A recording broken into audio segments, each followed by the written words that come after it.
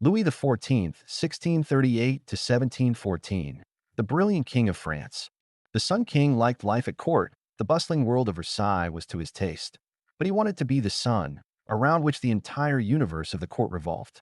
He therefore readjusts and imposes Spanish etiquette to his own taste. Let's pull aside the curtain of centuries a little to enter the king's bedroom. The head chamberlain draws the bed curtains because it is morning. The king wakes up. The lackeys introduce the nobles who have the right to be present at this solemn moment. The princes of the blood appear. The chief chamberlain advances with bows, then the chief wardrober, together with 4 chamberlains. The lever begins, the ceremonial of waking the king.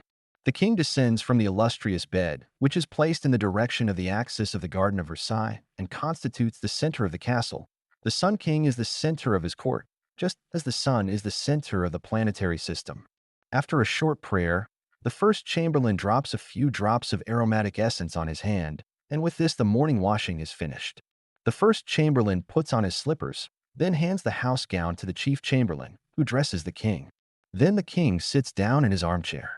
The court barber takes off his nightcap and combs his hair, while the first chamberlain holds the mirror in front of him.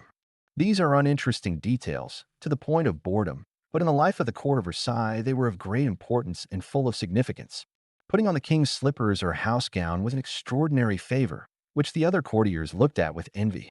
The order in which the dressing took place was decided by the king himself, establishing its sequence with mathematical rigor. The king, until the age of 77, was always shod with slippers by the first chamberlain and dressed in a robe by the chief chamberlain. To propose a reversal of roles would have been revolutionary. On gloomy mornings, if light was needed, one of the members of the assistants also had work to do. The chief chamberlain would ask the king in a whisper who should be granted the favor of holding the candle. The king would designate a notable, and the person in question, with his chest puffed out with pride, would hold a 2-armed candlestick while the dressing lasted. Let us be clear, a 2-armed candlestick.